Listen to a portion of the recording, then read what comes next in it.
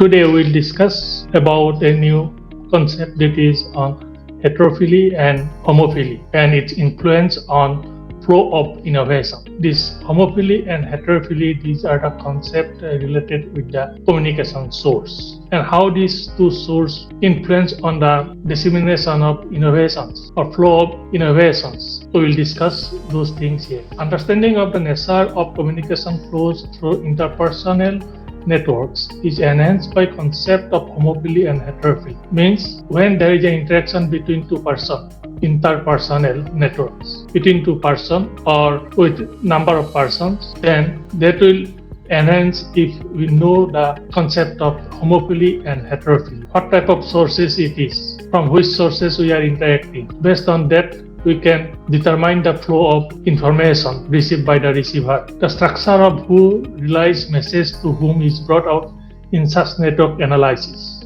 That means the efficiency of the source, that is not important, but whom they rely, the receiver, who relies to whom, that is important. That means the source should be reliable for the receiver. And in under what situation a source is reliable, when we will discuss about homophily and heterophily, we can identify these things, whom they are more interacting and for what purpose. A fundamental principle of human communication is that the exchange of ideas occurs most frequently between individuals who are alike or homophilous. Generally, this is a fundamental principle, that basic principle of any human communication. When we are interacting with two or more persons, then generally we interact to those persons who are alike. That means similar with me, maybe in dress, maybe in attitude, maybe on beliefs, like that. In some aspect, both are same. In that situation, we frequently interact with those sources, and this is called the homophilous source, when the sources are alike. Then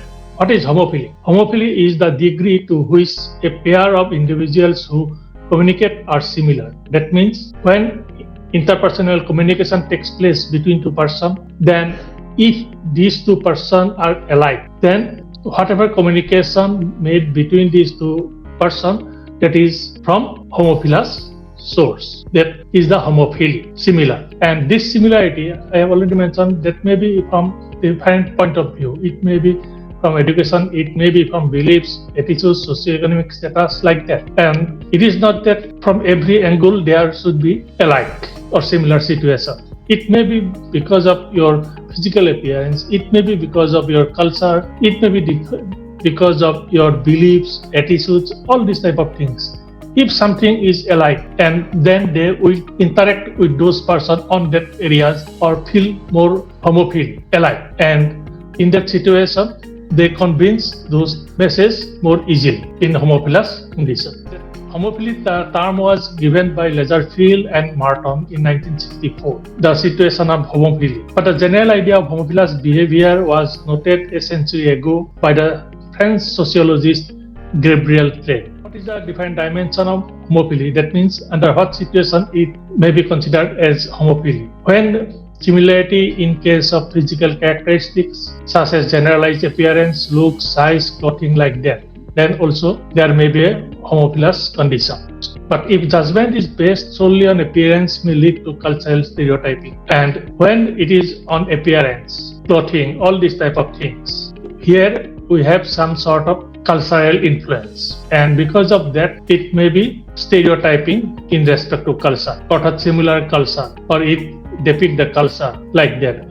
That means from same culture, more chances of physical homophily. Background homophily here, similarity in age, education, residence, and other demographic features. If there is something similar in case of age, education, residence, and other demographic features, then there may be more possibilities for background homophily. And when our attitude and opinions are alike, then there may be chance for attitude homophily. In case of value homophily, when our value system is similar or alike, morality, sexual norms, way of treating people, and other general values, when our values are similar and generally in the same culture values are similar, so in that situation it is called as value homophily. Personality homophily, here the perception of similarity or dissimilarity of personality.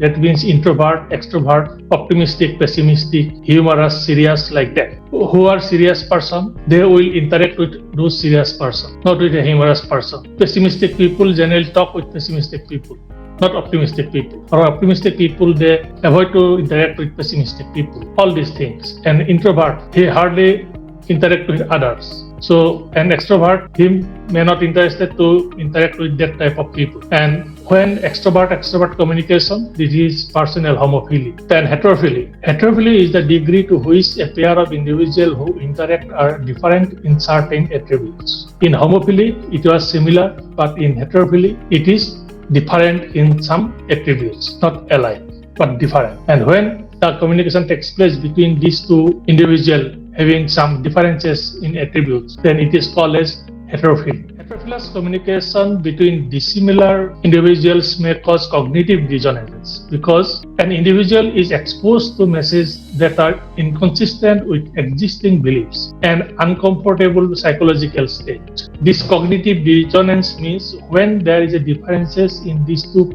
individuals, then when they interact, the level of knowledge of information, these are different for these two persons because they are different in some characteristics. And when they are similar, so in that situation, they have same type of information. But here, since they are different, so they have more information with one group and less information with another. And in that situation, when they interact, then they received some new information. And when they receive the new information, then what happened? Some sort of cognitive dissonance will occur. Why it is happening?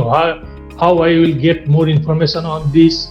All these type of things. What is my present technology? Is it good or bad? Considering the new information. So some type of cognitive dissonance occur. And this dissonance, this is a psychological state, and it feels some sort of uncomfortable position. That when he received the new information, he want to get more and more information. So psychologically, he is in a uncomfortable situation. Heterophilous communication has a special informational potential, even though it may occur only rarely. Generally, what happens since heterophilous situation, the sources are of different type. They have some sort of differences, and one source, they know more information than the other source. So in case of information potentiality, there is some sort of your differences, and that differences make them heterophilous communication a special informational potential. But those sources, they have not that type of information. They're not full information, but some sort of information which is new to the receivers. So this is not in perfect condition. That is, one source provide all the information and another source, he will accept the information, and there is no chance for cognitive dissonance. This is the actual situation, rare, but that situation is very rare. That means though there is a differences in information, but those informations are not sufficient for the receiver to settle the cognitive dissonance part. Heterophilous networks links often connect to cliques, thus spanning two sets of socially dissimilar individuals in a system. Within a system, there may be some people have one type of beliefs, one type of attitude like that, but that attitude or beliefs is different with other members of the society, and then those similar people, they will interact among themselves, and this is clique, this is not group. And when the heterophilous situation, what happens generally between the cliques, it is happening because both the groups are dissimilar in some sort of psychological attributes or other things. So two cliques or three cliques are developed. So these cliques are different from each other, and when they interact within a social system, then it is more possible that interaction will occur because they are from the same social system. And most of the cases in heterophilous network, when it is occurred in a particular social system, the interaction is mainly occurred between cliques within the social system. So within the social system, they are similar. Because of that, overall they will not also provide much information to settle cognitive dissonance. On particular issue only, they are different, and because of that, in heterophilous network also, it is not possible to provide all the information to the receiver at the first instance.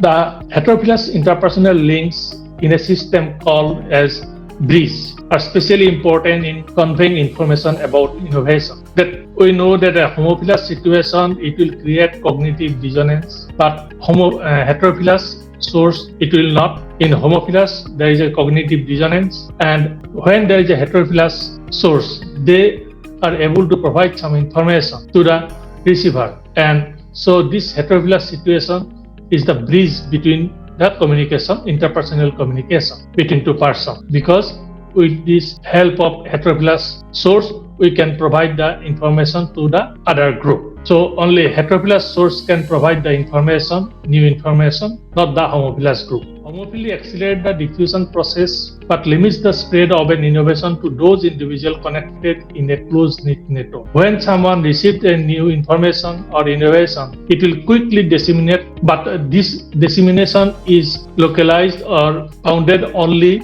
in the closed network. That means with the homophilous group only, who are similar in nature only to those persons, quickly they will disseminate the information.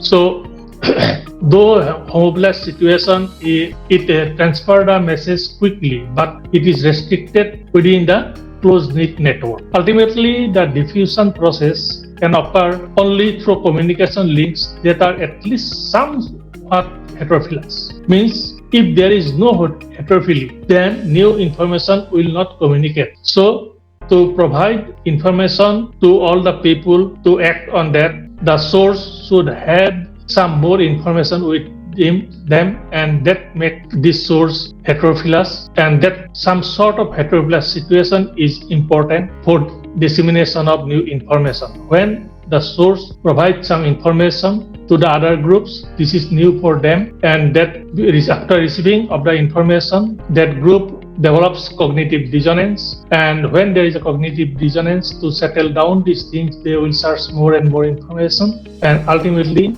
the information or innovation will receive. And because of that, to provide any information, some sort of heterophilous condition is required, because in the homophily position, it is not possible for the people to receive any new information. Homophily is a barrier to diffusion, because diffusion is a communication, and when the communication takes place between the homophilous group, then they will not get any new information. Ultimately, it will not possible to make any diffusion process. It is an invisible barrier. New ideas usually enter a system through higher status and more innovative members, and this is the heterogeneous. Higher status is lower status, that is heterogeneous. Some are more innovative person, they receive the things earlier. They are in cosmopolite in nature also. So some sort of cosmopoliteness is also required. A high degree of homophily would mean that these elite individuals interact mainly with one another, and thus the innovation would not trickle down to non-elites. So that means they will receive the information from the same homophilous group, and between the members of the society, it is not possible to receive those things. So it will not spread to the entire societies, and because of that, the diffusion is an invisible barrier.